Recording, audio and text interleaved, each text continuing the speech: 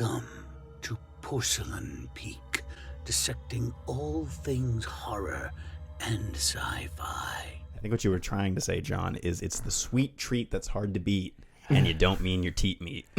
Hello, weirdos. Hello, creeps. Oh, hi. What's Hello, up? creeps. Hey. Welcome to Creature Camp at Porcelain Yeah. Peak. You've been seeing enough fucking posts from me about what we're talking about today, but for our main discussion, we're going to be launching into our first old creatures versus new creatures episode. We're going to try to do a bunch of these because we are woefully uneducated when it comes to like 50s creature features and like old school monster movies. I thought you were just going to full stop after woefully uneducated and then just... Yeah, that too. No, I was actually, quick sidebar, telling one of my coworkers today, or a bunch of my coworkers, that I was like, yeah, my friend John has crippling arachnophobia, so we're forcing him to watch Arachnophobia this summer for the show. And everyone else was like, I thought it was hilarious. Everyone else was like, what the fuck is wrong with you? Like, why would you do that to your friend? And I was like, well, I mean, he agreed, and we said we'd watch it with him, and blah, blah, blah. Just trying to make myself not seem like a complete piece of shit. But John's watching Arachnophobia this summer. Today we're talking about The Fly, though. Things that spiders eat. Yeah, so if you haven't been with us for camp before, we started off just doing Camp Porcelain Peak, where we covered a bunch of 80s camp movies.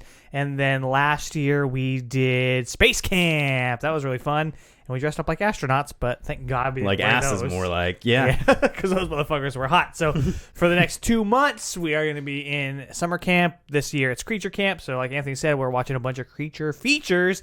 And so then for this episode, let me break it down for you. We got news about the new Andor show and a little bit more. Then we're going to play trivia. And then for our main discussion, we're looking at both versions of The Fly, the one with Vincent Price and the one with Jeff Goldblum.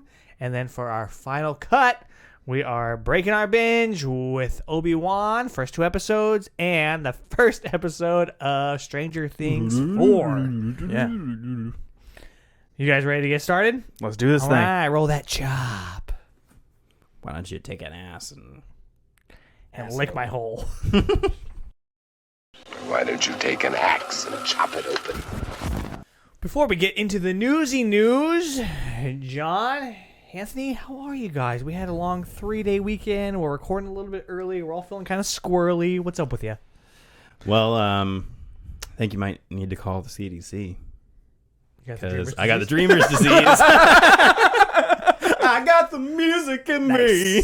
Callbacks, we love Yeah, it. That's a good song. So I have literally had that song stuck in my head all day today because I rewatched that segment, and since you beautifully edited it. And every time I had to hear him say he had the dreamer's disease, I was like, fuck, how did I not realize that's the song you guys were talking about? That's why I was completely spaced out. So, of course, now I've got the dreamer's disease. And I've been listening to it all day today. It's getting like hella pumped. But It's so good. yeah, my long weekend consisted of doing nothing but my plan was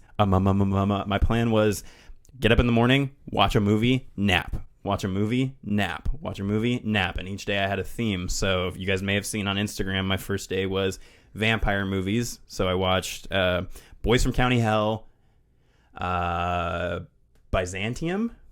Okay, I've heard of that one. And I also watched both versions of Nosferatu, but I didn't put those on the list because the third one I watched was something else. I'm trying to remember what it was. Some other vampire movie. Mm-hmm. Then the second day I did alien abduction movies. So I did Dark Skies, which you guys know I have a soft spot for. Yeah. I did... Right here. Yeah. I did that. I did The Vast of Night. Oh, The Vast of Night is so good. Which is a fucking awesome movie. Anyway, long story short, I ended up watching like 11 movies over the 3-day weekend. Shit. Nice. So, Back to form. I was looking at my letterbox. formula. Yeah, back to formula. Yeah, so if you guys aren't following me on Letterboxd, it's Here Be Monster. If you want to see how completely fucking boring my weekend was, you can look at all my ratings on those movies. And then you were chilling. Yeah, big chillin', as in I spent most of the weekend editing. I played a little golf with my dad, some of it as a celebration. It is something that I can talk about now. I got a promotion at work. Whoa, whoa, whoa, whoa. Been waiting for you to be able to officially announce that because I know that Yes. some of our podcast friends would be very happy to hear that. Yes, and Even though I don't think anybody knows where the fuck you work. But your wife and I have already decided that we are using your extra money to fund our summer vacation. So we need chalk. We're going to need to get you a bike. And we're just going to do summer shit. I'm gonna do hood rat shit. I'm thinking that we need to get a cake to celebrate, but but then I was thinking we should get like a big ass pumpkin pie and just put some candles in it or something. And then I have to sit and eat it all on camera. Yeah, crying. Yeah. Yeah, for how many years you've been at Peach? I'm gonna pass on that because that's a lot of eating. That's a lot of eating. Yeah. All right. Yeah, mine was good too. I got to see my nieces. They're fans of the show. Oh yeah. I guess I don't know for sure if they're fans of the show, but my sister makes them listen to the show. Love those little brainwashed rapscallions.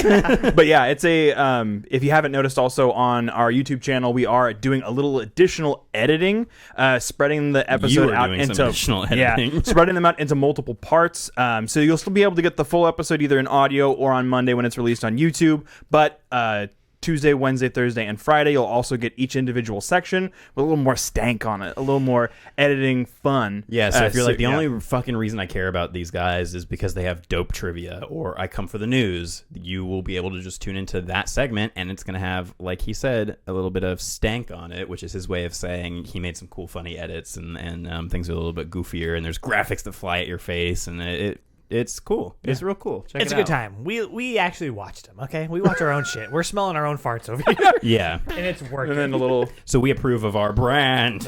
Yeah. All right, so some news. I don't know if you guys saw this, but the new Star Wars... I swear, every time already there got is... Kit Kat stains on my camp shirt.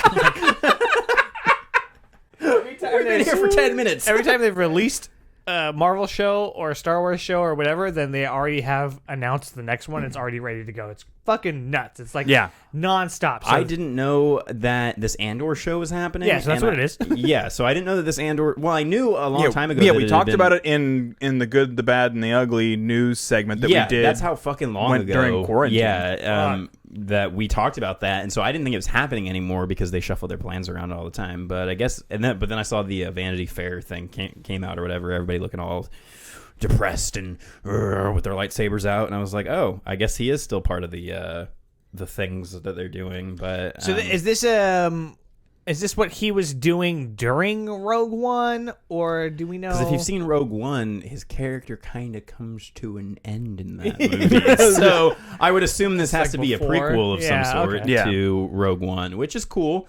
I just always find it a little bit strange to be like, okay, it feels like Black Widow, where it's like, cool, we're going to give you some more backstory on a character where you know what their ultimate fate is. And so it makes it a little bit hard to you get have to attached. make sure the journey is good. Yeah, like, is it worth it? Does it add to my experience of watching Rogue One that I know all of Andor's backstory, or is it just going to feel like more useless?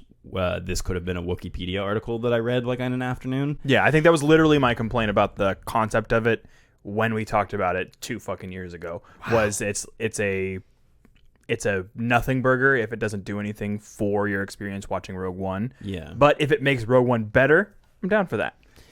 Speaking of things that are just coming hot off the heels of other Disney properties, you mentioned briefly that Miss Marvel is coming out this month when you're listening to this, so in June. Wow. Which is which is crazy because we just got finished reviewing Moon Knight. I think with everything that we have on our plate, it's going to be very unlikely that we review Miss Marvel in the same fashion that we reviewed Moon Knight, but who knows? Maybe the first couple episodes will come out and we'll be like, holy shit, we got to talk about this show on the show. Yeah. But because we also have Stranger Things and Obi-Wan going on, which I mean, like, we're talking about another Star Wars property while we're just getting Obi-Wan Kenobi starting. Crazy. Yeah. Crazy.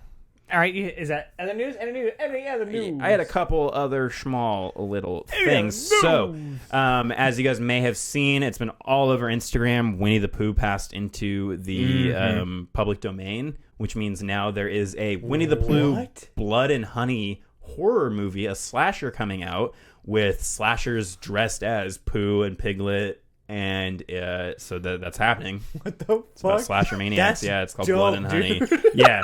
So, oh, bother. Yeah. Dude, Eeyore has to be sadistic as fuck. You know what I'm saying? Eeyore would be like the He's gonna most be the mastermind. torturous. Yeah. So very excited about that. Another tiny tidbit of news is that Neil Blomkamp said that the District 9 sequel is happening within the near future, which in movie talk means anytime within the next 10 years. But is he it still says tentatively called District 10? I don't know. He just says in the latest update District that tentatively he called says, District I am 10? still working on it. The answer is it's within the near future. He was asked in by Terry Gilman. Or no, he was asked in Dexerto in an interview. Never heard of that website. Dexerto, they mostly do like gaming news, and they're pretty terrible. But I'm pretty nervous because Elysium or whatever, and then Chappie didn't really hit. Well, as and hard. he came out with that like demonic movie that went straight to streaming during Oh, I don't think I watched quarantine because it was fucking awful. that. Really? Yeah, very I'm pretty bad. sure you watched it, and you were like, "Hey, this is real bad. Don't watch it." And Really? you're like, "Yeah." Poor guy. I mean, he's been on a kind of a downward trajectory. Since District 9, basically. I mean, I like parts of Elysium. I never saw Chappie, but I think you yeah. would like parts of it. Same thing. Yeah. It feels more along the lines of Elysium, but it has whoever, I forget the guy's name, that was the main guy from District 9. Charlton Copley. Yeah. Yeah, He's I He's honestly Chappie. think that if Blomkamp had just gotten to make that Alien movie that he wanted to make, his career probably would have gone in a completely different direction. But instead, he's making this sequel that nobody's really asking for anymore. And then the last bit of news, speaking of Moon Knight, Ethan Hawke said that The Black Phone, which is also coming out in June, is going to be, because it's also directed by Scott Derrickson, is going to be a sibling movie to Sinister. He said, but it's going to go to deeper, stranger places. So I hope that, because I don't know if you remember this, but when Ouija Origin of Evil came out, we shit on it hard. And then we watched it and we're like, that's pretty good. yeah, I like Ouija So Origin of Evil. Yeah. I hope that this is going to be the same thing, where it's like, this looks fucking stupid as shit. Please be good. Yeah, the we've been seeing the trailers for months now. And I think the trailers look honestly, it's bad. like it must just be a bad trailer because I like Scott Derrickson a lot, and I like him and Ethan Hawke, and I fucking love Sinister for the most part. Like, Yeah. until you get to the Gabagool shit, then I think that movie's fantastic. So if this is going to be like a sibling movie in tone, if it has anything that's even close to some of the scares that came in the like 8mm videos of the first Sinister, so good. which I watched Sinister 2. Holy shit, what a boring movie. Told you, right? Just nothing to offer. But yeah, I mean, but that's not Scott Derrickson. So I'm hoping that since he's doing this and it's in his wheelhouse and it's Ethan Hawke, I'm hoping it's good. So that's all I had for Chop Talk. But yeah, we have a lot of other stuff to talk about. This We episode, do, so let's keep the ball rolling and get started with that trivia. That Christmas house of wax, the fog, piranha. It's one of those, right? Right? For trivia, John's going to sing us a song. John, pretend you went through a horrific teleporter accident and you were spliced with John Bon Jovi. Oh, did you want me to sing you that song I sang earlier? you can if you want. Jigsaw, I thank you for bringing trivia to me. I hope that I can guess it right. I wonder what it will be. That's pretty good. Beautiful. Yeah, that. He's all sing-songy this episode. Yeah, if you know what that is from, then let us know. That's Yeah. a little Easter egg there for you. The Yeah. Green Knight. But That's what it is. Yep. The granite. Your trivia tune this week is Trivy, trivy, trivy, trivy, trivy, trivy, trivy, trivy, trivia, trivia, trivy, trivy, trivy, trivy, trivy, trivia.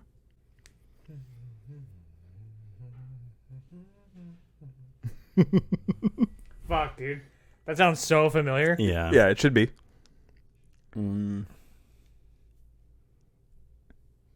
Is it from The Fly? It's not from The Fly, but Has the word fly in the title, probably. it does. Superfly. No. That's the sequel, right? I don't know, dude. No, that's Fly Away Home. Think newer. Think pop punk. Gator boots with a No. Think the person who you purchased hot sauce from recently. Okay. Hit me with the tune again. Trivy, trivy, trivy, trivy. Oh, pretty fly for a white guy. It is pretty fly for a white guy. Yeah. Dude, that hot sauce is so fucking good. Anyway. All right. That was good. Yeah. Good job. I knew it was going to be something with fly in the title, but I was like, okay, well, he's probably not going to do a song I've already used on Instagram. That's fly in the title. I want to get away. Ooh. I want to fly away. Oh shit! Wow. Is it hot here? Yes. I saw him live once, and I was like, Did you? Yeah, and I was like, I'm Lenny, not having it. Did you see him live and when he popped his dick out of his pants by accident? I wish I didn't see that part. No, I heard that guy's got a mongoose. no, he played at Bottle Rock. It was after I mean, if he got with Lisa Bonet and made Zoe Kravitz, yeah. Woo! Sheesh. There we go. All right. Scratch it off your bingo if you're playing. Did we send those out? We didn't. So, yeah, we'll get back to you on that one. If you want a bingo card, let us know. You can win something. All right. We're playing Pass the Popcorns. This is all genre edition. If I read a year and a genre and when someone guesses it, then they can get 5 points. Any clue after that is worth 1 less point. I'm on a bit of a streak here. So see if I can get a 3, huh? 3 boy. John, your first one, because I'm going to read to you, and you'll read to Anthony. Anthony will read back to me. Typical fashion. Yep, is a 1990 action movie. 1990 action. And I'm keeping score, not cheating, in case anybody's wondering why I got my phone out. I'm glad you clarified that, because I've always wondered. Go ahead and give me the quote, please. You know I can't internet that fast anyway. Duck. Once more, we play our dangerous game, a game of chess against our old adversary, the American Navy. What? You know, I thought of the other day that I think would be super hilarious. Make a version of Battleship called Ghost Ship, and it's literally just Battleship, except you both play with sheets on. Just comes in the box. It's different. It's just hotter. Oh, you sunk my ghost ship. Go ahead and give me the next clue, please. Okay. And even if you hit it, the bullet just goes through or whatever, or the torpedo. So you're like, well, nothing happened. Was it cast? Yes. This is Alec Baldwin and Sean Connery. Alec Baldwin and Sean Connery. You know, I never realized that the like furry chest thing from Austin Powers, how he has all the fur, is because Sean Connery actually has a shit ton of chest hair in the James Bond movies. Oh, really? Yeah. I'm between. Mike Myers. His is like it's either hard or like a dick. Yeah. What's the difference? He's been doing a bunch of press because that Pentaverant show came out, and so he's been doing a bunch of like my top characters, and it's literally just Wayne's World, Austin Powers. That's it. I'm gonna say, is it The Hunt for Red October? That is correct for 3 points. 3 points. I'll take it. Anthony, you have a 2005 drama film. He was like, "What color was that October?" 2005 drama. Mm-hmm. Give me the first clue, please. I wish I knew how to quit you. Quib you? Quit you? What is it? Quiz you. I wish you knew how to quiz you. It's hella familiar, but I'm gonna have to hear the cast. Ooh. I think if I hit you with how it's read, you probably would have been all over it. But the cast is Heath Ledger and Jake Gyllenhaal. Oh, Brokeback Mountain. It is indeed Brokeback Mountain. I wish I knew how to quit you. Yep. Mm-hmm. There we go. I had just the right amount of gay on it. I've never seen it, so Neither have I, but I really want to watch it. You should, because I love both of those actors. And was that Ang Lee? It is Ang Lee. I'm sure there's probably stuff in it that's problematic now, but I mean, hey man, I got through Power of the Dog. 1987 sci-fi film. Oh shit! I'll take a clue. She says the jungle just came alive and took him. Huh? Just came alive and She says the Took jungle him. just came alive. she says the jungle just came alive and took him.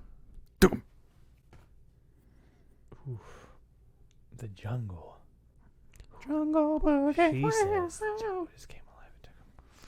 took him. Welcome to the jungle. I don't know. I'll have to take the cast there. The cast is Arnold Schwarzenegger Okay. and Jesse Ventura. Oh, okay. That was my initial thought, but she said, That's what it says, yep. huh? Okay. Well, then Predator. It is indeed Predator.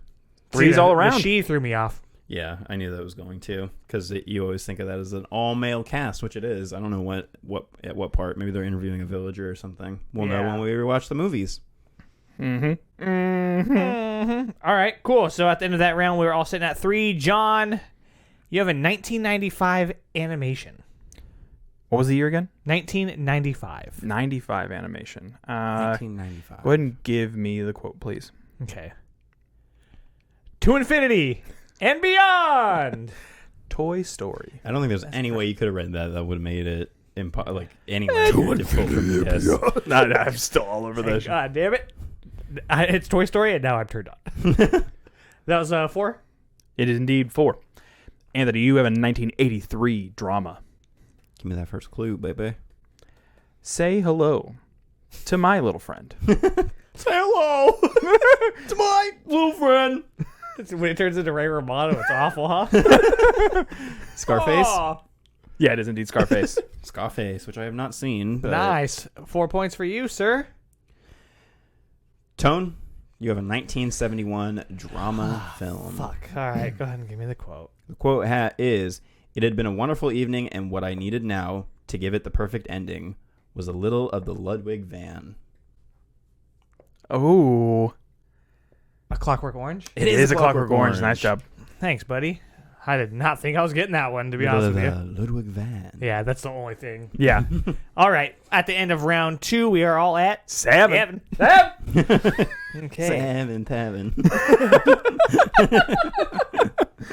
John, you got a 2005 drama. 2005 drama. Go ahead and give me the quote, please. Okay.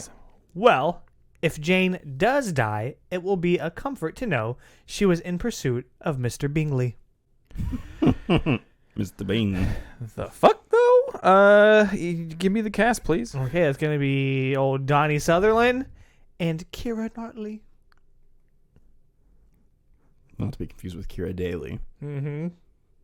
She used to be a correspondent for The Nightly Show. for Jon Stewart. I don't think any of the clues are going to help me here. Because I probably haven't seen this, but I'm going to say, is it the Knights of Rodanthe? Ooh, that is Pride and Prejudice. Yeah. Not whatever the fuck you just said. Yeah. Knights of Rodanthe? Yeah. Is that a movie? I think Keira Knightley's in it. Yeah, I think it's a sequel to that Jackie Chan movie. Yeah. Shanghai Nights. The Tuxedo? Shanghai Nights of Rodanthe. Dude, you just got your next movie. You came already halfway written. And you have a 2008 musical. Ooh, shit. Give me that clue. This is a song. Mm-hmm. Just one look and I can hear a bell ring. One more look and I forget everything. So, it's probably not Showgirl. I'm still mad about it. I saw to a be quote honest the with other you. day from somebody else's podcast. They put like one of their quotes on, and it was like, if you tune into Showgirls and expect Dreamgirls, you're in for a bad time or something like that. You're gonna have a bad time. Yeah. So what year was it? 2008. 2008 musical, and you said the quote was what? It's a song. Just one look and I can hear a bell ring. One more look and I forget everything. And you already forgot it. I'm gonna go for my guess from last week, which is Hairspray. It's Mamma Mia. Ooh. The cast would have got you there. Here I go again. My. Come on, get Tone a hard one here. Yeah, it's not gonna happen. He's gonna sweep this one. God damn this it. game, he's gonna win. 1993 sci-fi. Okay, I'll take a quote, please. Your quote is a tagline at Adventure 65 million years in the making. It can't be that coincidental, can it? Could be. Mike could. I'm gonna say Jurassic Park. It is Jurassic Park. You bet your ass it is. That's crazy. We got Predator and Jurassic Park, and that came up in our bonus episode. Yeah. Weird. Wow. All right, so I get 4. Yeah, and then I was thinking about Jeff Goldblum earlier, and I was like, he's in The Fly, he's in Jurassic Park, but he's not in our version of Invasion of the Body Snatchers that we're watching. Oh. But lots of Jeff Goldblum this summer. Yep.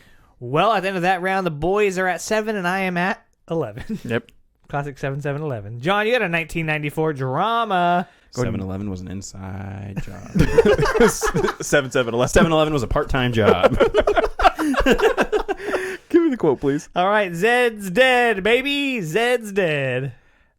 You said 94? Yes. So Pulp Fiction. That is correct. Good job. It's dead, baby. And then you have a 2008 action film. Ooh. I'm going to go with... No, I'm just kidding. Give me the first clue, please. Why so serious? Tell me why. So serious. Is that the Dark Knights of Rock? Eurodanthe. Or whatever Yeah. It is the Dark Dark Knights Knights of Manchester. Manchester. Well, how many points? 4. Okay. Tone, you have a 1988 comedy. All right. Healing the world with comedy. Oh, hey, wow, that was beautiful. I'll have a quote, please. Thanks. Your quote is, "Whatever scum did this, not one man on this force will rest 1 minute until he's behind bars." Now let's grab a bite to eat. Oh, I do not know. On this force? I'll take the cast there. Your cast is Leslie Nielsen and Priscilla Presley. Okay. I'm going to say The Naked Gun. It is The Naked Gun. All right. The nude gun. The nude blaster. Okay. So Now let's then get a that bite to puts eat. me at 14. And you guys are both at 11 now. You gotta fuck it up, man. Let's see if you got one. Okay. John, you got a 1984 sci-fi movie. 84 sci-fi. Go ahead and give me that quote, please.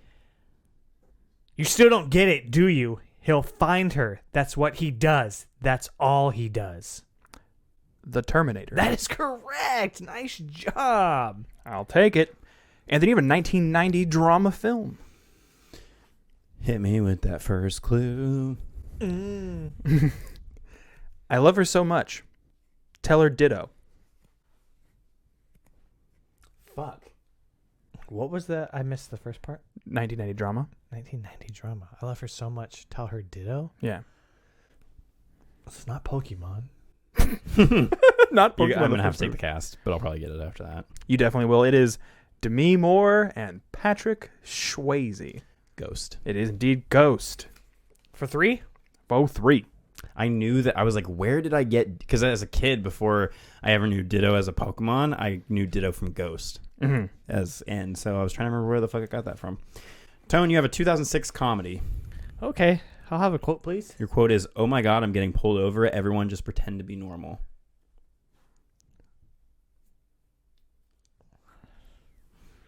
I got dog hair in my nostrils. Boom. Boom. It's definitely not. Ooh, I Cocaine.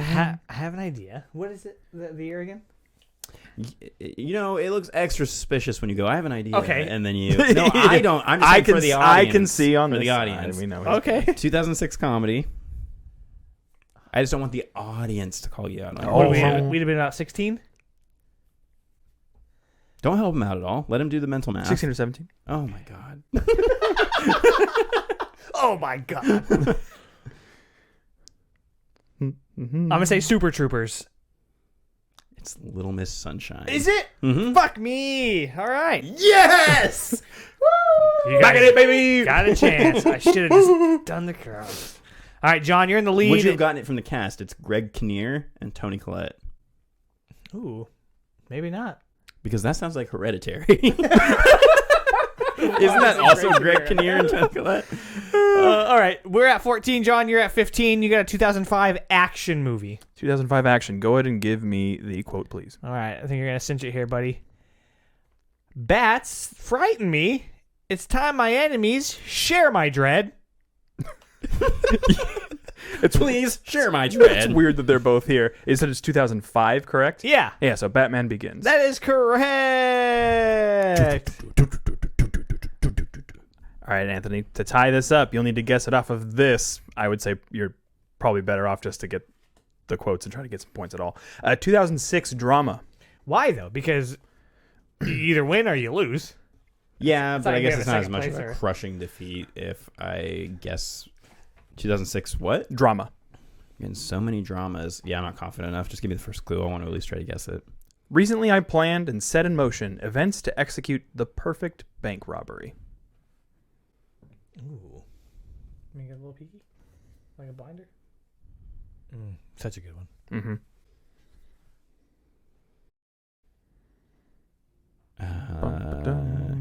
I don't know. Ocean's 11. It is not Ocean's 11. I'll give you the cast and see if you can get there. Denzel Washington and Clive Owen. Yeah, I don't know off the top of my head. It's Inside Man. Yeah, see, I wouldn't have gotten that if you'd given me all the clues in the world. So Such a good movie. Yeah. I think they made a second one. And I was like, Why? how many Why times for? can you get Why inside? for do? You Why already for pulled do? the trick. You can't fool me again. inside, whoa, man. Wow. Tone, you have a 2002 drama film.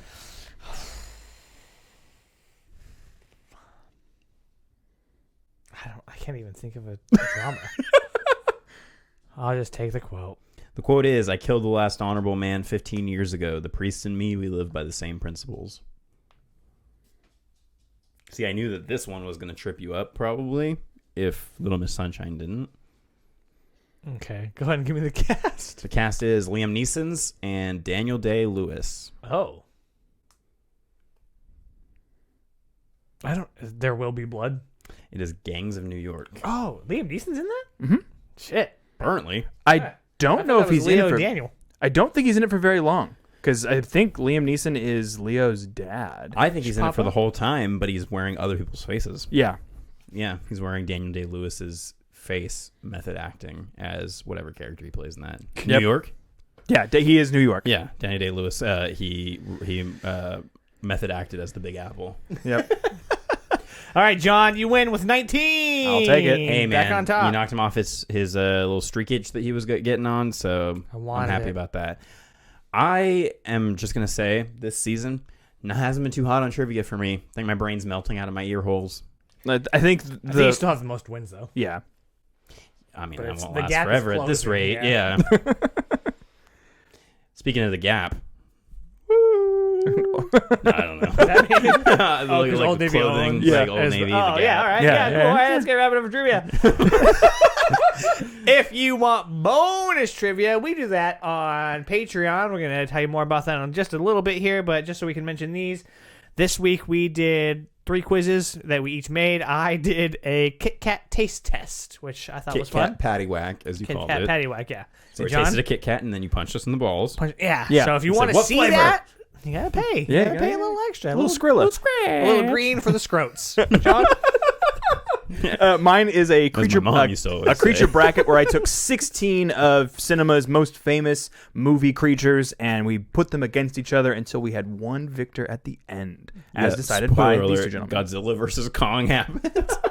Accidentally, though, which yeah. is crazy. Organically, that the two titans of monster movies would end up facing off against each other. But there was a little sneaky winner there. But I think once you start watching the quiz, you'll kind of see where the progression of who's going to win pops Yeah, it just up, kind of but- snowballs out of control a little bit. Yeah, and then my quiz was guess that Jeff Goldblum film based on the Letterboxd review. You guys did very well on that, and I learned a lot about Jeff Goldblum's filmography that I didn't know. So, let's head into the main discussion. That's as good a segue as any, dude. Roll it. Head on over to patreon.com/Porcelain Peak for hours and hours of additional content, merch, and more. For $5 a month you get access to our weekly trivia bonus episodes, where we write each other new quizzes for every episode. For $10 you get access to our monthly /Terpiece theater commentary tracks, where we crack wise over the top of movies for your enjoyment, alongside a monthly print designed by Anthony Silva. For $20 you can join our producer tier, where you will get early access to our episodes, a t-shirt every 6 months, and the ability to help us come up with ideas for future episodes. All versions of the episode are provided ad-free on Patreon. Again, that's patreon.com/Porcelain Peak to help support the show. Head on over to porcelainpeakshop.com and purchase some merch to help support the show, or purchase our Horror is for Everyone shirt to support new causes every month. This month we are donating all proceeds from this shirt to GLSEN, because we believe that all students deserve to learn in an environment free from bigoted pieces of shit. Share a picture with your merch on Instagram, Twitter, or Facebook and we will give you a shout out on a future episode. Again, that's porcelainpeakshop.com to help support the show and look fly as hell in the process. Thanks to everyone for watching. Now back to Tone, John, and Anthony. Hey, you want to see something really scary? Okay, go. Hey, welcome back. You said that like you were scared of the camera. Hey, shit. There's a fly in here. I had Oh, flashbacks man. to that Breaking Bad Breaking episode. Yeah, I know. Yeah. I'm about to get on a ladder with a fucking makeshift fly swatter. Yeah, I was trying to look up fly commentary for the remake, and the first thing pretty that fly popped up commentary. was Ryan Johnson's commentary on that episode, and I was like, that would be interesting, but I'm not. Oh, did he direct that? Yeah. Oh, that's that cool. and Ozymandias, which is widely considered the best episode of that Which is show. why when he was going to direct Star Wars, everybody was like, "Bet that's going to be tight." Slide whistle. All right, so we're talking about the 1956, 58, 50 something. The Fly. This one stars Vincent Price And David Hedison, who was well, I guess at the time, I don't know why he was credited, but as Al Hedison. I made sure to put David Hedison on our fight poster because that's his real name. Patricia Owens as Helene Delambre. David Hedison plays Andre Delambre. Vincent Price as Francois Delambre. Herbert Marshall, Kathleen Freeman, Betty Lou Gershon, a couple other people, and it was directed by Kurt Newman, who I learned passed away before ever seeing how successful this movie ended up being. He passed away 5 weeks into its release before it ever got a wide release due to natural causes. And yeah, unfortunately never got to see that this ended up being the most successful of his movies that he directed. Wow. But this, I think, is like a grade A 50s creature feature. You got a kind of goofy looking lab. You got a guy running an experiment. You got the screamy wife. And then you got the fly head on a dude's body, which we got right here. That's the guy.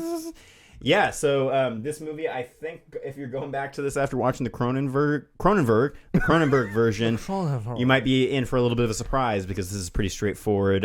Man goes into his phone booth teleporter and then wears a cloth over his head for 40 minutes of the movie. Yeah. Yeah, it feels derivative of like Universal stuff, but it doesn't mean that there's not like value in the film. It feels like a 50s version of a Universal monster movie. And it is based on a short story that was written like literally the year before this came out, and the story in the short story is almost exactly the same. The only difference being the ending is slightly different. The main woman ends up offing herself because she can't deal with having put her husband into a hydraulic press to hide his secrets from the world. But yeah, this opens in a way that reminded me a lot of Terminator, where you have the robot in the hydraulic press. I wonder if any crossover there between of James Cameron potentially being inspired by this movie. But yeah, I mean, it's super straightforward. It's an easy watch. I think that's what I like about it, is that it is really colorful and the movie looks great in I don't know if it's in 4K now, but in whatever version I watched, it's super bright, super colorful. I think even though the actual fly creature is just a human-sized fly mask on a dude and a claw, I think the way that he acts the part and the fact that the little things jiggle around on his face, it's enough to, for the time, be convincing as like something that could be horrifying. I guess Cronenberg had a couple of big issues with the fly portrayal in this movie, which was, one, why didn't he have a tiny fly head on a human-sized body? He's like, why did it become a human-sized fly head? And two, he had a problem with the compound eyes because David Cronenberg used to be an entomologist who studied insects before he was a filmmaker, and said that compound eyes don't work where you see this just the same image a million times. You would see the image just broken up into a bunch of segments, and he's like, that's how compound eyes work. I feel like you see it depicted the other way a lot, though. Yeah. Where it's like the same image. Probably because of this movie. Yeah. How funny. Yeah. I thought the beginning of this movie was fantastic. The first like 20, 30 minutes the mystery where behind what's going on. Exactly. Even though I knew what was happening, I had never seen this. This was my first watch of this one, and both of them actually. But I was like, oh fuck yeah! And I love Vincent Price, so to see him kind of schmooze it up was very enjoyable for me. And then as soon as he was off screen, I was like, I don't care nearly as much about these characters. It's the problem that we had with Man Who Fell to Earth. Yeah, and especially since the character doesn't talk throughout almost the entire movie, that's a huge thing that Cronenberg was like, okay, no, we need to make sure that this character can explain to us what's going on with his body throughout his transformation. And Cronenberg was heavily inspired by like books written by people with terminal illnesses. Really, I think a lot of this conversation is going to be more geared about the remake, because I think that just takes everything that works about this movie. And this is exactly what Cronenberg says, is he was like, I think the original short story is not very well written.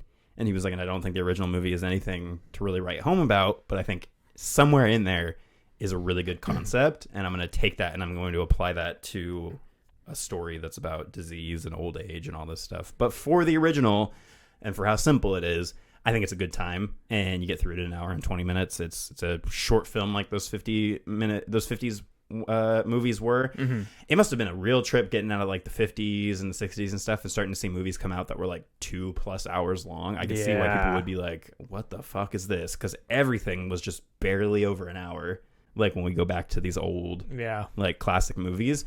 And it's nice because I like being able to just put on like a fun, goofy. I ended up watching the original War of the Worlds right after this because I was in that mood for like a kind of like 50s sci-fi like models flying around. And that movie's not great, but the spaceships are cool. Yeah. What was your experience with this one? Yeah, like I'm similar to you. No Vinny, no Jiggy. Wow, that about sums it up. Yeah, and is that what you say to your wife when she comes home from work at the end of the day? No Vinny? No Vinny? No Jiggy. And she's like, I don't give a fuck. I loved, like I said, Vincent Price. Some parts of the experiment were cool, where it was like showing you how the machine worked and then we get all these flashing lights, but then every time he transported or teleported something, it was like the same set, and I was like, we get it, they're just pushing it to make it a movie length, it seemed like almost. And so that part was a little bit frustrating for me, but like you said, everything was so gorgeous, and we do see some of these elements come up in the Cronenberg version where it's very bright and colorful, and some of the design of the like lights as you see pop up later, which was cool to see that updated.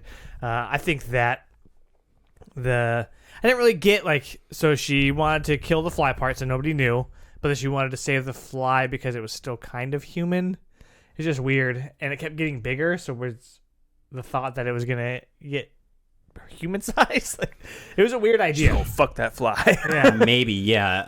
I just think you get the really iconic scene from that part with him and with the flying spiderweb. Yeah. The help me, Yeah. help me. Like, I didn't even know that was from this until I had seen it, but I had heard like the help me thing. Help me, Leon. Before, which is similar to the tagline for the remake, the "Be afraid, be very afraid." Always forget that it's from this movie because it doesn't have anything to do with a fly specifically, but it's one of the most famous like reused taglines in movies, and I always get it confused with "In space, no one can hear you scream." Yeah. Because the fly and alien poster are the same fucking thing. Pretty much, huh? Egg shape. Yeah. That's funny. All right. Well, anything else you want to say about this one? There's 2 sequels. Have you guys seen either of them? There's Superfly. Fly, but apparently- Return of the Fly, and then Superfly, and then Curse of the Fly. Yeah, and then Too Fly, Too Furious. Two Fly. Yeah.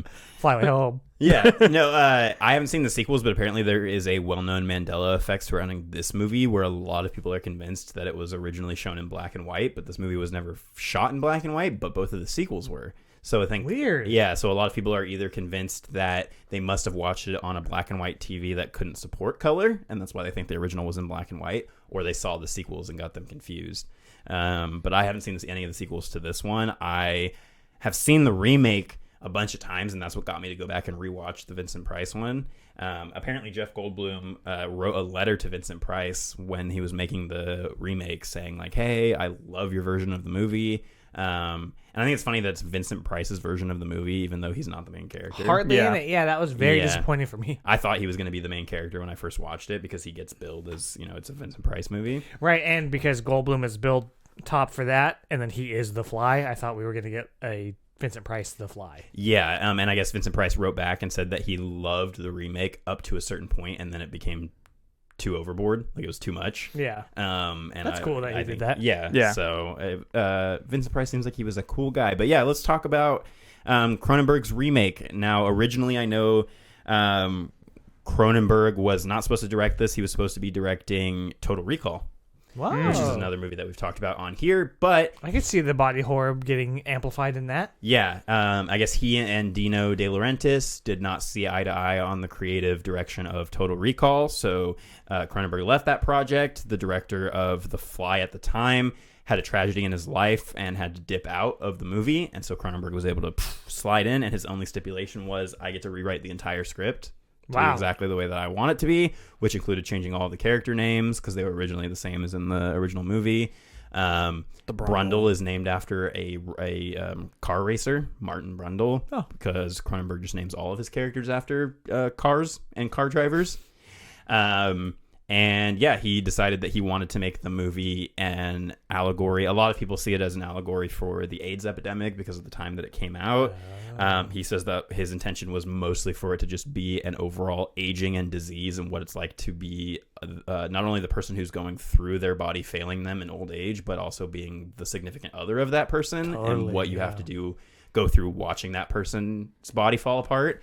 And it ends up being a very, very fucked up, tragic story that is like leagues deeper than obviously the original version. There's so much more to this movie. Yeah, this version stars Jeff Goldblum as Seth Brundle, Gina Davis as Veronica Quaife, John Getz as Stathis Barans, Stas Baratheon.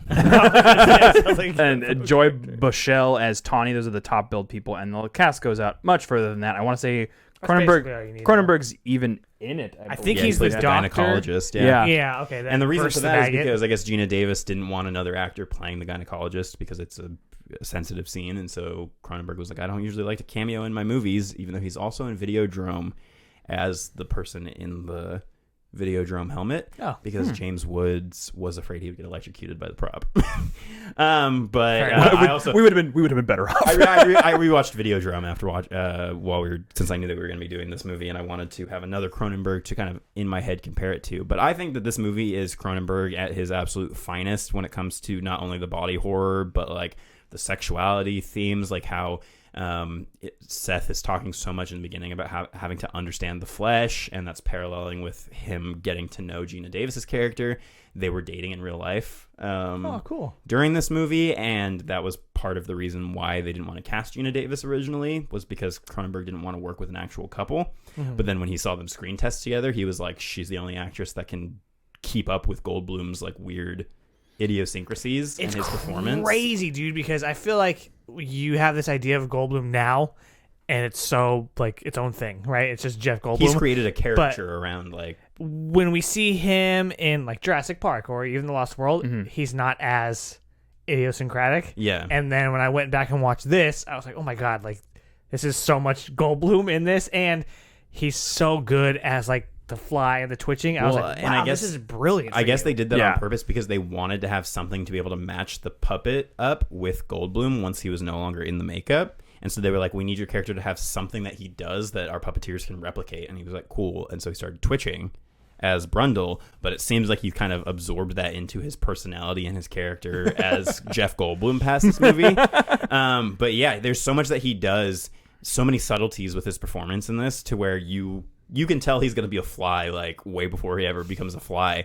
But this movie takes a lot longer to build up to that. You get a lot more of the fleshing out of the relationship and the love triangle between Stannis Baratheon and Gina Davis and Jeff Goldblum. And he's trying to conduct this experiment where because he has motion sickness, that's part of his inspiration for wanting to build the teleporter. Yeah, so, I loved that. And I love how subtle it is because it's just on the drive home to his apartment. And so I never noticed it until this watch, and I've seen the movie like 5 or 6 times. That's so brilliant. Like his motivation is because he's of that. And I was like, that's great. That's so subtle enough. And I think that is an attribute of Cronenberg's writing in the scene. Well, and it feels very realistic to how like a real scientist works, which is, hey, here's maybe a problem that I've had for my entire life that I want to use my smarts and my ability to like fix for other people.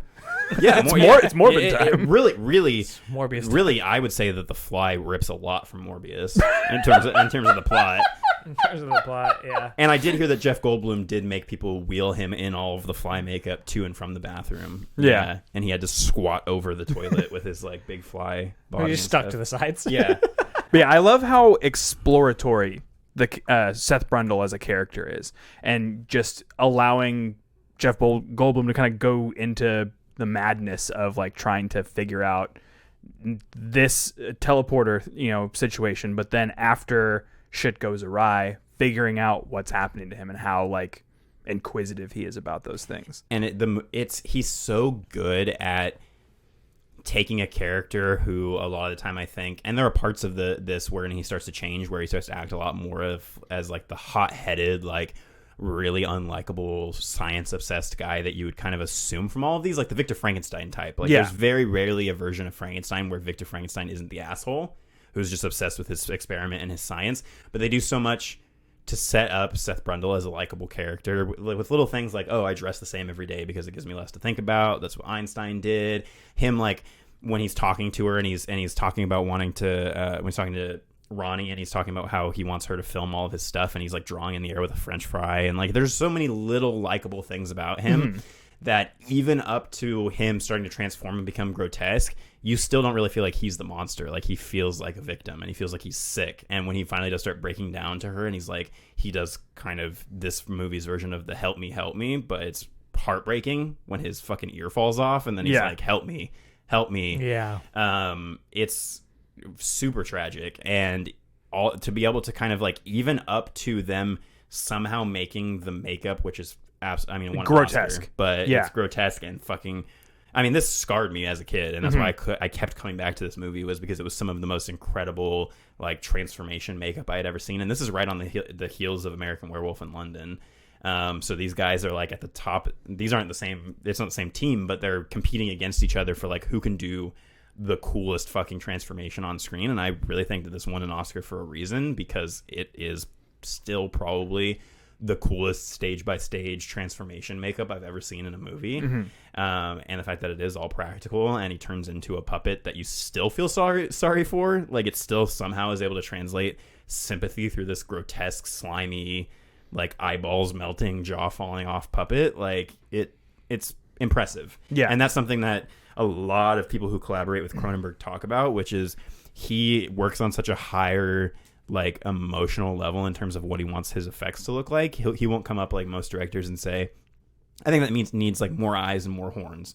He'll come up and he'll say, I need to see more suffering in its eyes, and I need it to feel like it's going through some sort of like extended pain or something. Yeah. And he'll talk like, about the character and he wants to make it to reflect the character. Yeah, it gives it emotion. Yeah. It personifies it. And the fact that Jeff Goldblum is able to, he had to learn how to talk with a speech therapist every time he switched out with a different set of prosthetic teeth. Oh, wow. To have to go through all of that makeup. He said it was a blast because unlike other actors, he was like, because a lot of actors turned this role down because they knew they were going to be in makeup for most of it. Oh, Jeff Goldblum's a weirdo. He'd just be like, oh yeah, I'm going to jump right into this. Yeah, he was like, I'm going to jump right into it. And he had his girlfriend, Gina Davis, just there, who would, I guess, just serenade him and like play songs and sing and play games with him while he was in the makeup and getting transformed and everything. Yeah, I love his character arc in this. And like you said, there is a brief part where it's like he is kind of an asshole, I think, mostly when he is intentionally trying to push Gina Davis away, and we get to see that mad scientist aspect of it, like you were talking about earlier.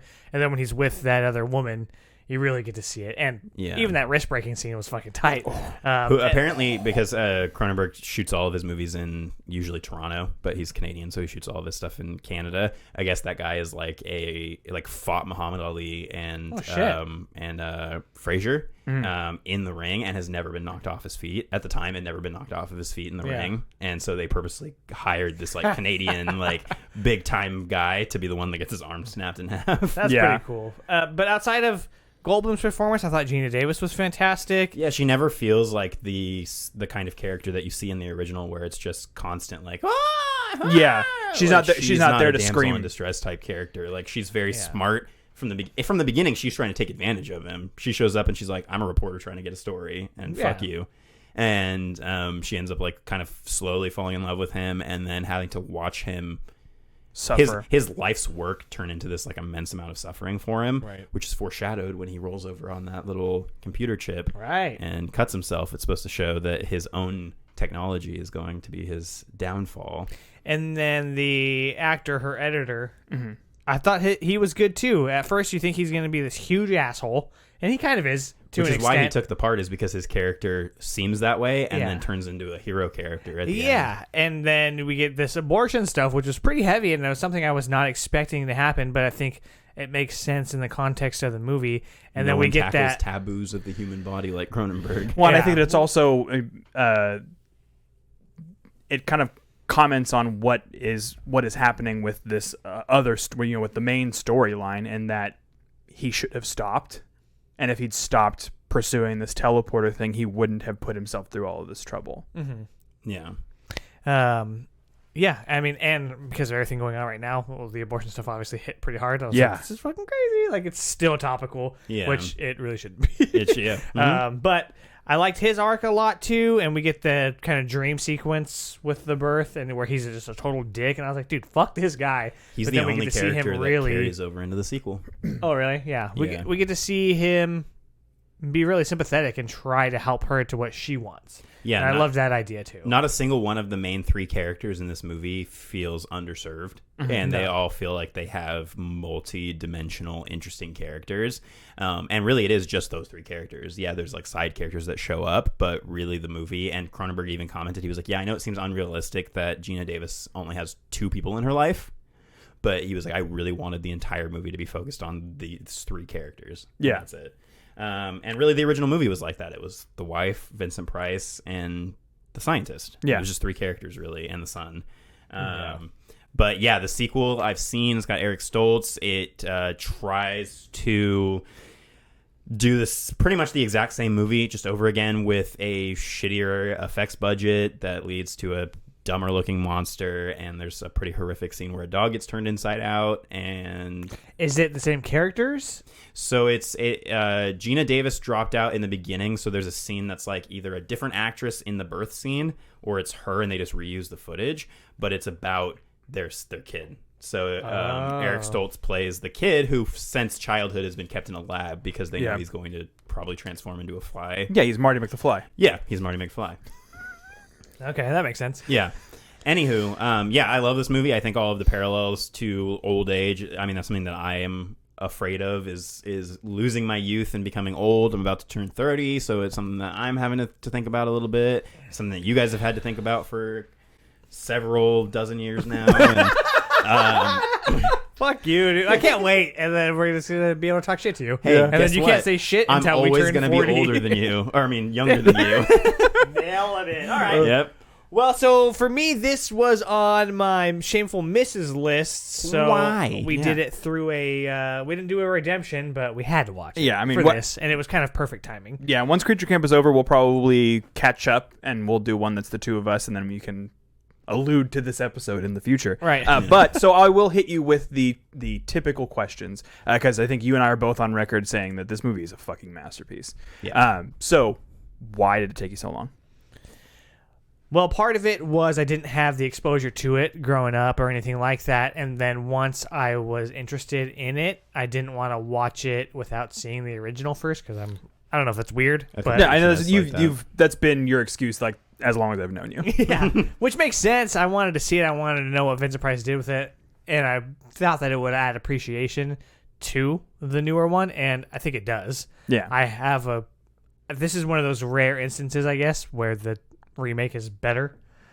I was going to say this brings up a conversation that we'll get to have again with The Thing from Another World versus The Thing versus The Thing, which is remakes that are just pretty unanimously agreed upon as being wholly better than the original movie. Yeah, and this one definitely is. So, I mean, that's part of the reason. And I just did not have the desire to sit down and watch the original, really. Yeah. Yeah, so that was your hurdle. Yeah, no, totally makes sense. Do you feel like this is something you should be ashamed of not having seen earlier? Yeah, 100%. Yeah, I wish I had because it's so good. And we talk about Cronenberg being this godfather of body horror, essentially, right? Just a visionary director. Yeah, but I'll let Eli Roth. He deserves that title. This is grotesque and it's disgusting, but most of the time it's all pretty purposeful. Like it has a purpose. It's not there just to be there. It's not there just to gross you out. It all makes sense in the context of the movie. And so there was stuff that was like, oh, that's fucking gross, but it wasn't just gross for gross sake. Yeah, it serves deeper themes. Well, exactly, I think that's just Cronenberg. Like, it's a perfect way to sum up why Cronenberg is the godfather of body horror, is because even in something like Videodrome, it's like the dude doesn't just have a giant pussy in his stomach that he's sticking Betamax tapes into for no reason. There's a reason in the movie. It's weird as fuck, but there is a reason in the narrative why James Woods is sticking Betamax tapes into his stomach pussy. You know, it's just it makes sense. It's to allude to the fact that James Woods is a giant pussy. Yeah, it makes sense when when you're in the world of that movie, then it makes sense in that context, and that's how I feel like The Fly is. Something that is interesting to look into is some of the deleted scenes. There's a really great deleted scene where Brundle is, because there's a whole stage of his makeup transformation that got completely removed from the movie. There's also a scene where he merges a baboon and a cat, and then has to beat it to death with a pipe, which they removed because it was too much. Was Altered States Cronenberg? Because wasn't there a baboon in that? I feel like we watched another movie with a baboon. I thought it was that. I thought it was Altered States. What did we watch with a baboon? Because they were talking about it. And so apparently the baboon, when you work with them on set, they are terribly unpredictable and very wild. And the only reason they were able to get it to like work with everybody in this movie is because Jeff Goldblum is 6'4" and had worked out like crazy before doing the movie. And so the baboon was like subservient to him. He was able to like dominate the baboon and be like, "Okay, you're my pal." And he was like, apparently Cronenberg wouldn't go near it because he was terrified of it because it was wild. And Goldblum gets it to like come and fucking cuddle with him in the movie. It was such a fucking interesting man. Yeah. Goldblum? Yeah. Yeah.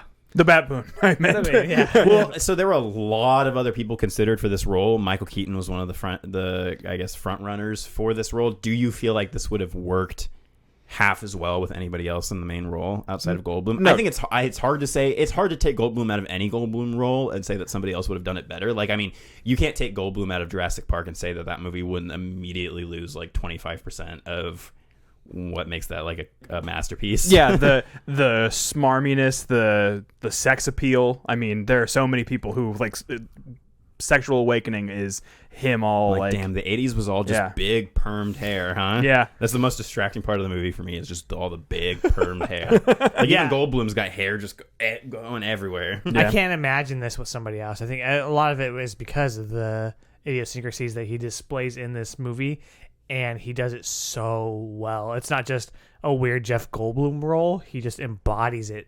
Like, you could see him in Wes Anderson stuff, and he's very bloomy.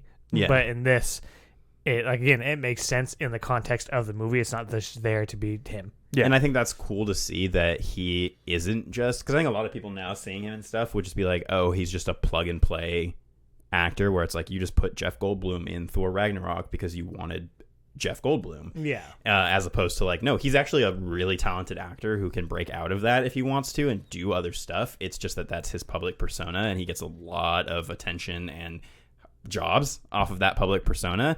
But he's done a lot of movies where he is really exercising his acting chops, and you can tell he was very dedicated to this role.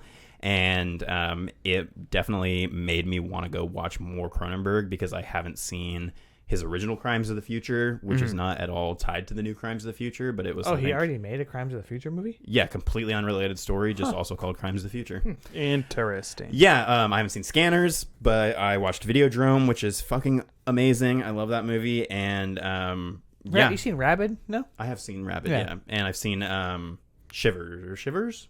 Sounds right, yeah. Me Timbers. So... Do you think that this movie deserves its status 100%. As a classic? Yep. No, without a doubt. Yeah. It's so fucking good. Out of 5 be afraids, be very afraid. Oh, wow. What would you rate it? I'm giving it a 5. Yeah, I'm also in the 5 camp as well. I think for the original I gave it a 3.5, by the way, if anybody's curious for the original.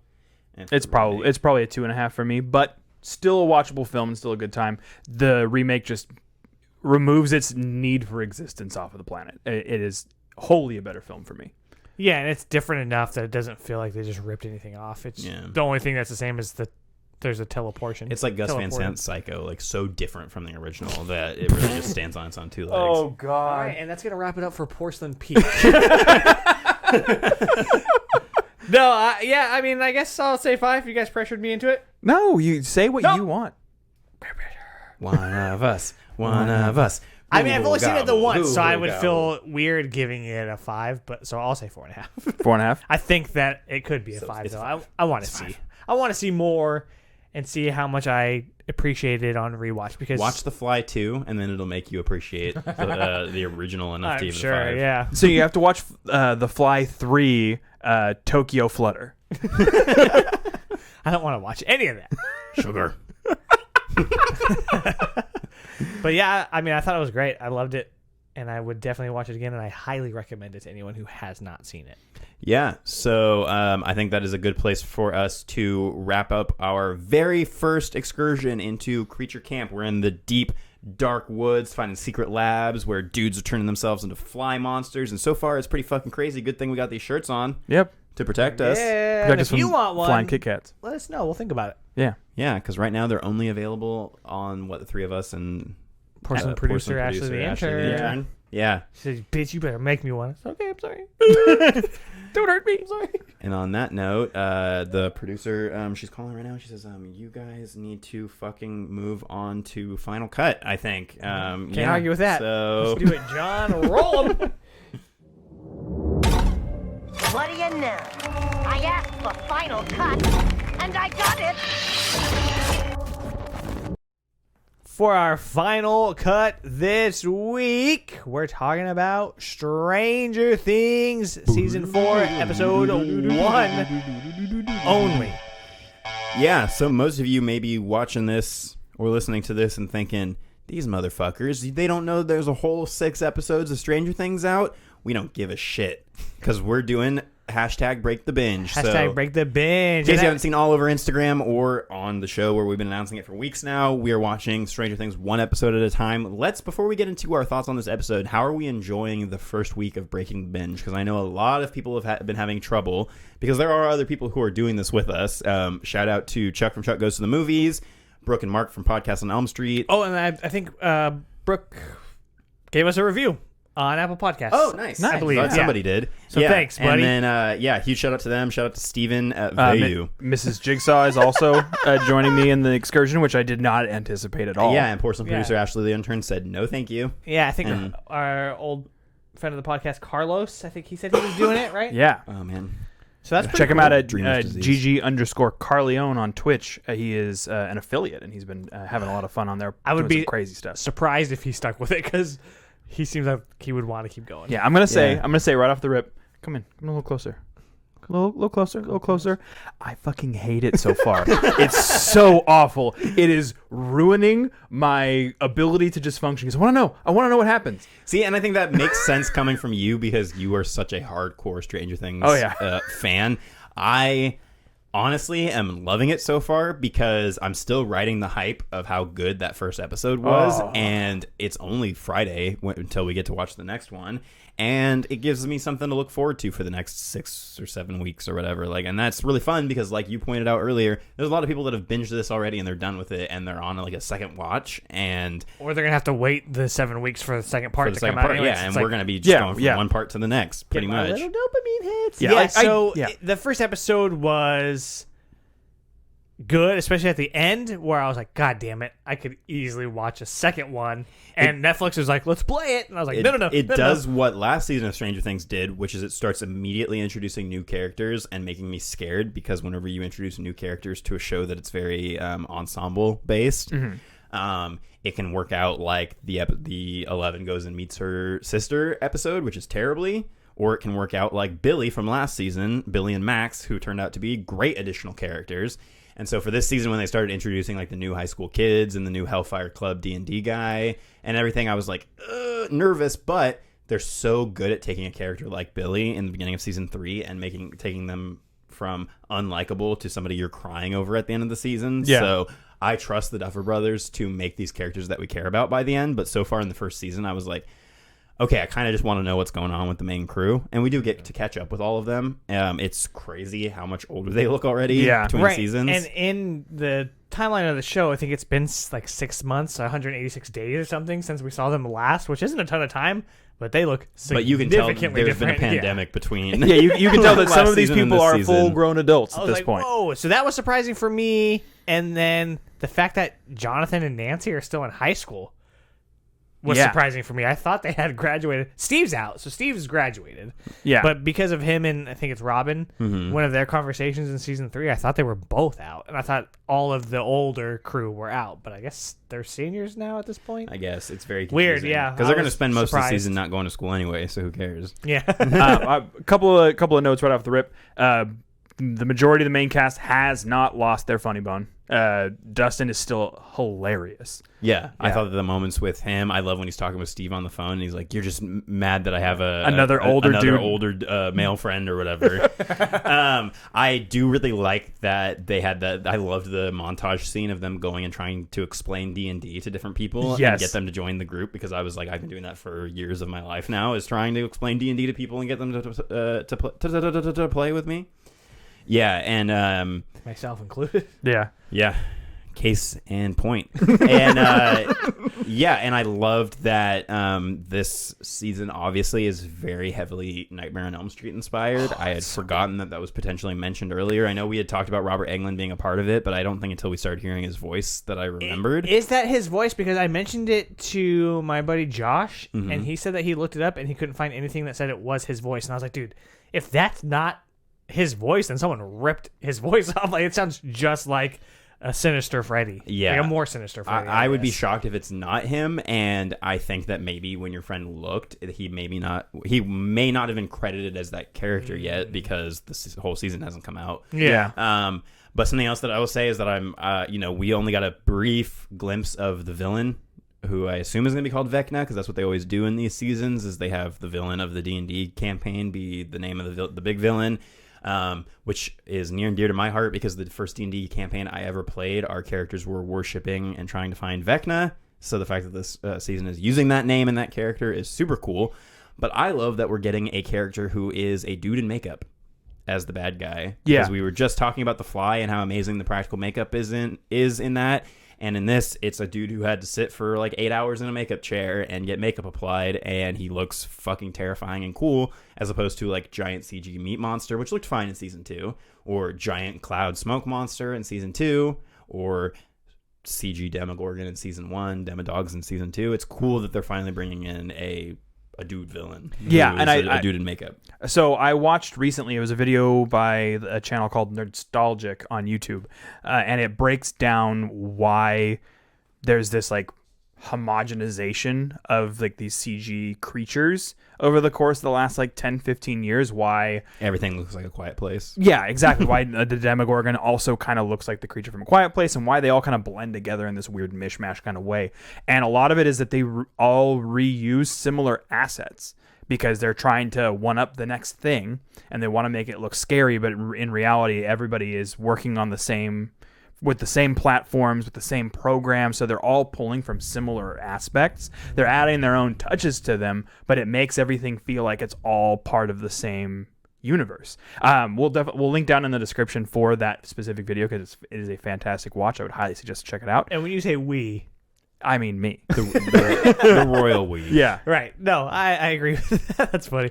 But I like that design and that too. And that for me was one of the harder parts about not watching more, is that because we get so much setup, which is good, like we said, but then we get this big ass punch at the end. I was like, fuck yeah, it's I want horrific. more like of that so much. The opening with all of the dead kids in the Hawkins facility, and then the ending of this with the girl getting all fucking all bent up like a voodoo doll. That stuff made me go, whoa, they took the horror elements of the show and they turned them up to 11 in this season. And I'm very excited about it, because I mean, that's obviously something that we're into. You said you got a warning at the beginning of years. I didn't. I also got the warning. And that might have been because I watched the finale of season 3 right before watching the beginning of season 4, so Netflix might have just done their thing where it just plays. Yeah. So what was that? It was because of the school shooting that just happened in Texas. They felt that there was a scene in the beginning of the episode that would upset people. Oh fuck, we did not do a spoiler warning. Which is you did that in post, right? Yeah, we're just okay. Yeah, just throw up and make a foghorn. Right. So it probably already happened. Anyway, okay, so that makes sense. Yeah, that's rough. Yeah, I can't show dead kids after there's been a bunch of real life dead kids. But talking about that, when we see this mysterious person getting ready in the morning, and then it turns out to be Dr. Brenner, I was very excited. I was like, please be him, please be him, please be him. Because I think some of the stuff we complained about it might have been with 2, but definitely with 3, is that 3 almost disregards anything that has happened before. Yeah. To a certain extent. We never know what happens to him. We never know what happens to 8. Not that we necessarily want it. Yeah, but they're like, hey, we're finally going to get answers. It's the lost problem. I mean, it's the, writers have written away from specific plot lines, but those plot lines were left dangling, and that's frustrating. Yeah. So it's nice to be able to go back and figure some of this shit out. And I hope that they do. Do we know if this is going to be the last season? They have one more after this. Okay. Yeah, that's been announced as the final season. Yeah, I mean, I don't have too much to say beyond it's good to be back in and out of Hawkins. The scope of the show definitely feels bigger. The budget feels bigger. The horror elements feel like they've been expanded on. The Duffers were definitely fucking showing off in this episode with some of the stuff they were doing with the camera. Ooh, yeah. They were like, hey, yeah, we've been directing for a while now, so we're going to show off a little bit. And I'm just super excited to see where the rest of the show goes. I mean, obviously, we don't know very much about Vecna or how Robert Englund is going to play into this season, or The 11 and her powers being mysteriously gone, and yeah, if Billy's going to come back at any point, because we did have that scene where Max is walking through the house and she hears there's something playing on the TV, and it's like, "Hey, Billy," and then you hear the Billy voice actor, the actor talking. Yeah, I'm curious if the psychologist is going to play a role in some of the mystery that's happening, because the cheerleader sees her, right? Mm-hmm. And then we see her start to freak out after that. And then Max goes and sees her, and maybe some weird stuff's going on with Max. So I wonder if that's going to play a role to some extent, which would be cool. I think it's a possibility. I also think there is a possibility that this Vecna character may be based around Billy, because he got like assimilated or whatever. Yeah. So I'm thinking there's a possibility that may have something to do with it. I did also want to comment on the scene with 11 in the quad at the school in California. Dude, everything with her in this episode was so hard. It was so frustrating for me, because frustrating. like I was watching it and I was like, I just hate seeing kids be cruel to other kids. Like, it's just because one, I mean, it obviously just reminds me of like what grade school is actually like for a lot of people, including myself at some points of school. But also it's just like, it just sucks to see kids treating other kids so poorly when she's obviously going through a lot of shit. And when she tried to give the presentation about Hopper, and the fucking blonde bitch I was ready for her to get her head to explode. I hope she gets a pretty brutal, fucked up death in the rest of the season, is all I can say. But I think that's a good thing then, and to talk about, and I kind of wanted to comment on that too, is that a lot of groundwork was laid for where this season has already started to go,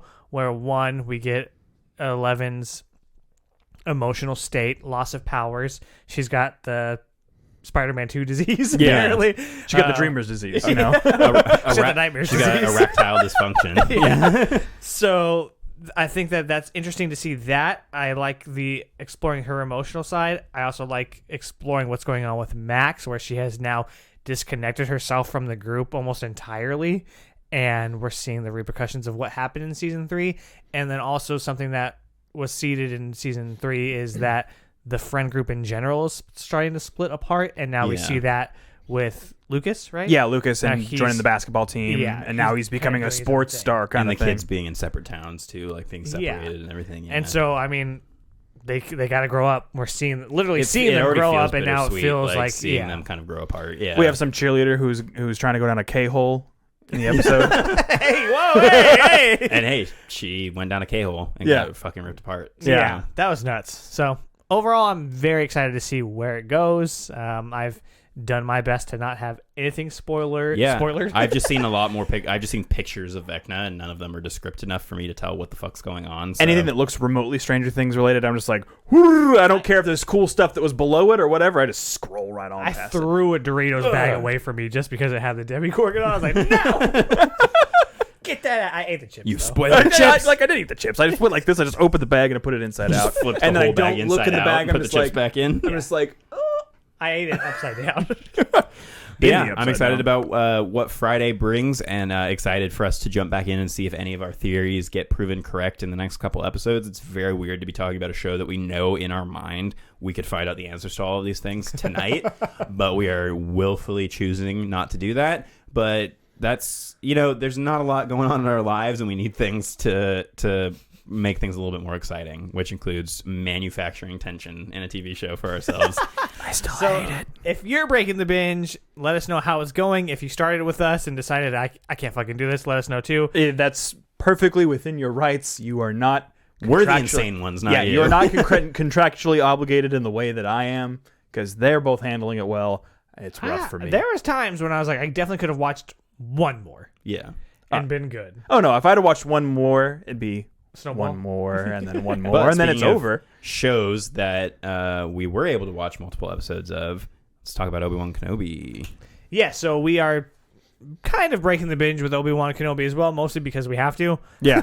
But this one did release 2 episodes at a time, and we did watch both of those. So if you're not familiar with this is a 6-part event, according to Disney+. Takes place 10 years after the events of Revenge of the Sith, which means we get Ewan McGregor back, we get Joel Edgerton back, we get that chick that escaped the sex cult back, we get Jimmy Smits. Jimmy Smits back, de-aged, Yeah, Smits. We get Hayden Christensen back. Maybe. Well, Allegedly. Yeah. Unless So- is he in the old makeup? This is going to contain spoilers. There we go. Spoilers, yeah. John? Yeah.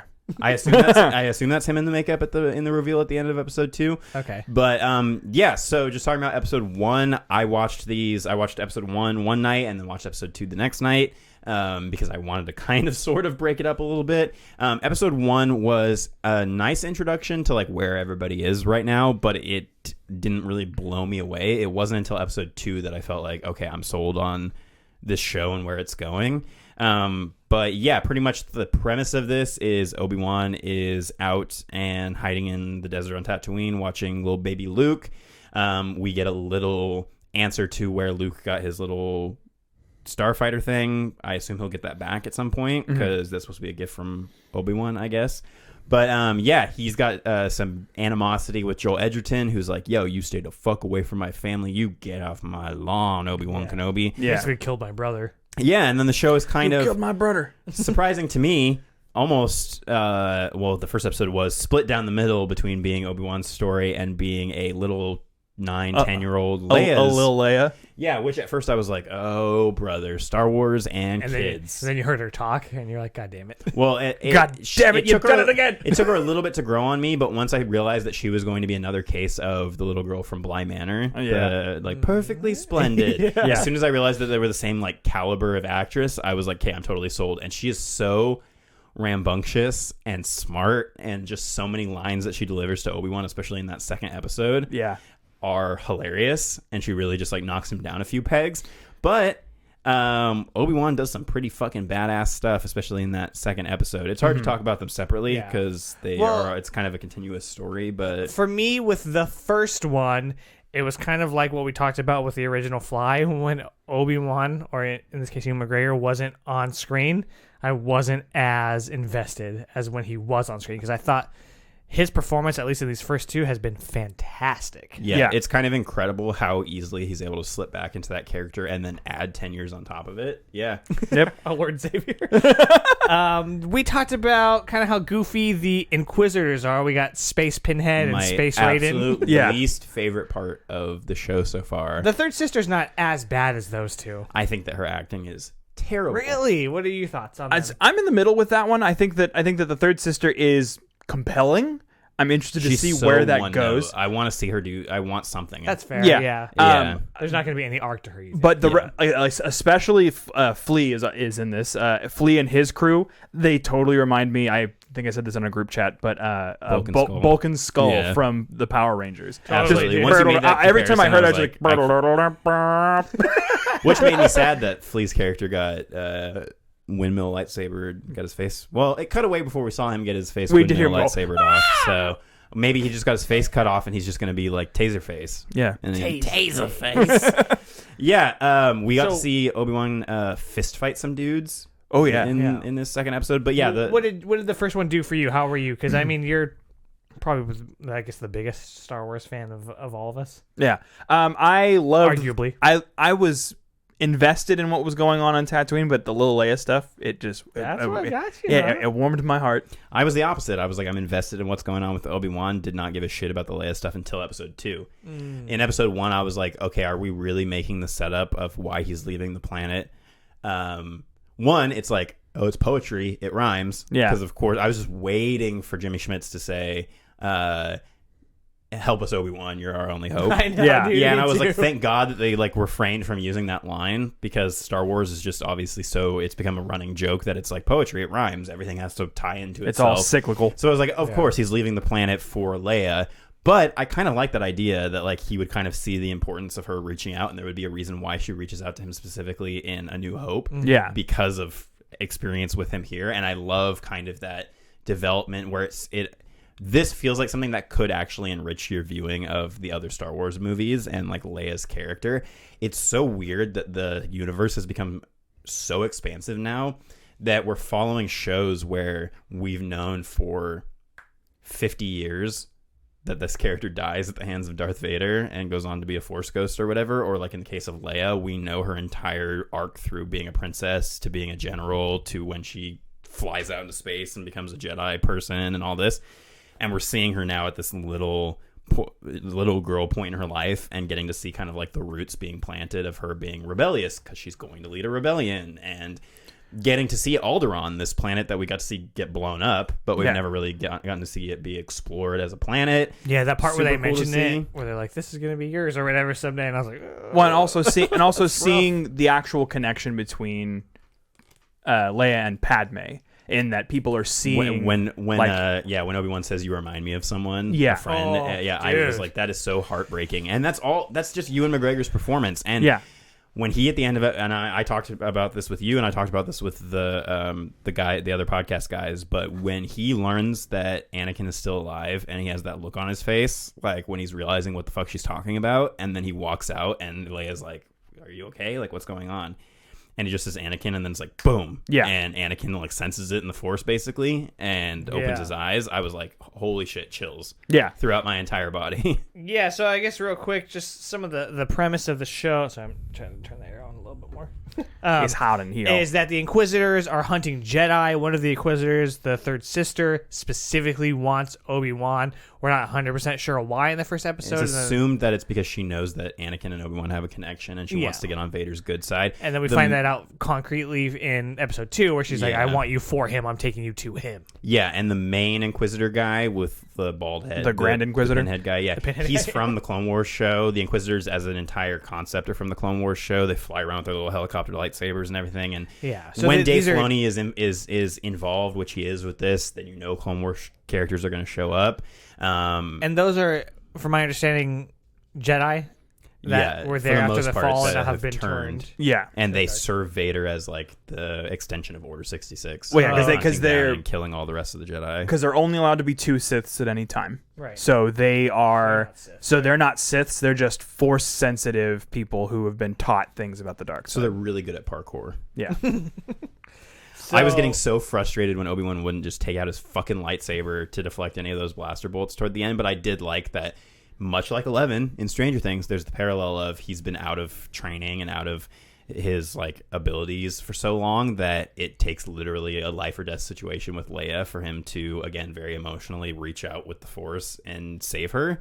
I thought that whole thing was so well done. Like the second episode, I think, just really like sealed the deal for me, because I thought that everything was so emotionally like more impactful. Well, it's an Obi-Wan show, and the parts that shine are Obi-Wan. Yeah, which is great that it's not like Boba Fett, where you're like the worst part of the show is Boba Fett. We get a cameo of him as one of the clone troopers. The clone trooper that's begging. Yeah. He just has it's the same actor, but they just have because they're clones. He just has a big ass beard on and everything. How funny. Yeah, and I think that there is a possibility, because I mean, obviously we have thoughts. All of us have thoughts about where this might go. I think there's a possibility that him having to break kind of his rule of like keeping the Force hidden and everything, that him having to break that out, I think that's going to be what snowballs things into effect for him to be able to reach out and speak to Qui-Gon. I am concerned about what the conclusion of the show is going to be. Because you have to reset it. Exactly, because it's not going to be some big battle between the two of them, because we obviously know Vader lives, and then we know that Obi lives. Like, we know that whatever conflict they have isn't going to be resolved in that way. So that's weird. And I'm like, what are they going to do? And if they do have a conflict, you don't want to make their conflict so over the top and crazy like Revenge of the Sith, where their conflict in A New Hope seems even lamer than it already does in comparison. Yeah. So you can't keep having them have giant flashy volcano battles and then knowing that their final battle is like the two of them standing in a room like grandpa swinging at each other. So you think Qui-Gon's coming? I mean, you had talked about it, I think he is. Yeah. I think he'll show up as like a big... It'll be when Obi-Wan finally does become like back to being full force Obi-Wan instead of Ben when he's like, "Yo, I'm a fucking Jedi." Yeah. then I'm he's gonna a be able, fucking he's gonna be Jedi. able to see Liam Neeson. It's gonna be like a Ghost Goku Gohan situation. Yeah. Liam Neeson's knees, son. So what else do you think is going to happen? What are your predictions, John? I don't know if we'll get an actual fight between Obi and Vader. I think that Will you be disappointed if they don't? I don't know. A little bit? Like, what do you don't think that they'll meet at all? Or you think The they only just reason won't I fight? think that they will fight is because there's concept art of them fighting. That doesn't necessarily mean that they are going to, but I've seen concept art that shows them confronting each other. I think they'll at some point at least meet face to face. Yeah, but I I agree don't with know that. if they'll go beyond like exchanging a few words before something happens. The ship blows up and somebody gets, and then they don't see each other for another 10 years. But I think Vader will do something cool for sure. I think there's a possibility that the third sister may die by Vader's hands. I have a sneaking suspicion that he's going to be like, "Oh, I've already got somebody waiting in the wings or whatever." Oh, with Maul? No. But No, we're that's just after. Who's say just with because I don't know if it would technically be canon anymore, but I guess Starkiller would be around this same time frame as yeah, to it's who not would canon be his. anymore. But I know that that's the Sith thing, is they always have other secret apprentices, and the Inquisitors were never really seen as like his apprentice or like his next like thing. It was just like pawns. But yeah, I want to see some character development for Vader. I think this is a good opportunity because you have Hayden Christensen back and can do helmet off stuff, to have us get a little bit more of a glimpse of who Vader is under the helmet after he's turned to the dark side. Have him be super fucking evil and scary, and like that scene in, I think it's Rogue One, right? Oh, yeah. have him wrecks, be just dude. like a train wreck, because they're already kind of leading up. She does a lot of like, you can't escape him, like making him sound really fucking terrifying. Like nobody can escape Vader. But then like, he does. Yeah, but that's just because the show's got to keep going for the next episode. Well, not only that, but like in the grand scheme, yeah, until the very end. but that's Vader's hubris. Vubris. Yeah. Yeah, but I'm excited. I think what is it, Wednesdays? So is it tomorrow? It's Wednesday or Thursday, yeah. Yeah, Oh, really? for new episodes. Oh. Yeah, so we won't have to wait very long. But that has been, unless you guys have any other comments, our long-ass roundup of everything that's been on streaming over the last week. Yeah. We will continue this conversation with episode 2 of Stranger Things and episode 3 of Obi-Wan Kenobi next week. Do we know what we're doing for Creature Camp next effing week? Homies. Sure do.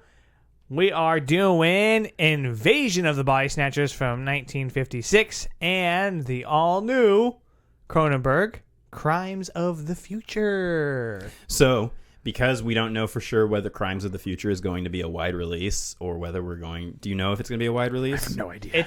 It is playing in Stockton Regal the last time I looked. Okay, so as long as it's playing somewhere where we can go see it if we need to, and we can make a drive if we needed to, Yeah. then I'm totally fine with that. I just wanted to make sure for the audience that they knew that, well, we may need to swap that out with something else if, for whatever reason, we can't see Crimes of the Future. But I'm excited for it. More Cronenberg. I'm hoping that's good. Yeah, me too.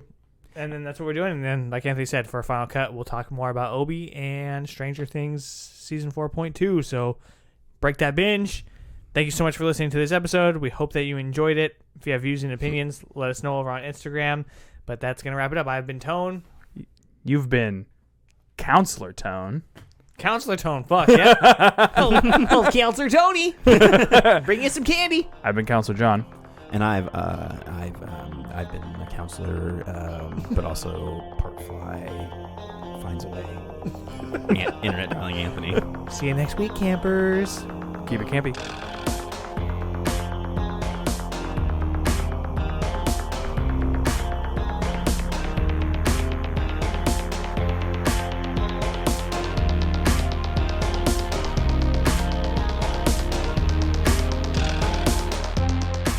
For exclusive episodes, early access, merch, and to support the show, head over to patreon.com/Porcelain Peak. Thanks to all our patrons for the support, and special thanks to producers Chuck, Rob, Ashley, and Michael. You can find Porcelain Peak on Apple Podcasts, Google Podcasts, Spotify, Stitcher, and TuneIn. Wherever you listen, don't forget to rate, review, share, and subscribe so you never miss a thrilling episode. Special thanks to Roger Jackson for introducing the show, and to Jeff For Real for composing the Porcelain Peak opening and closing song. All content and episodes are written, produced, designed, and edited by the Porcelain Peak team, consisting of Anthony Perez, John Brasher, and Anthony Silva.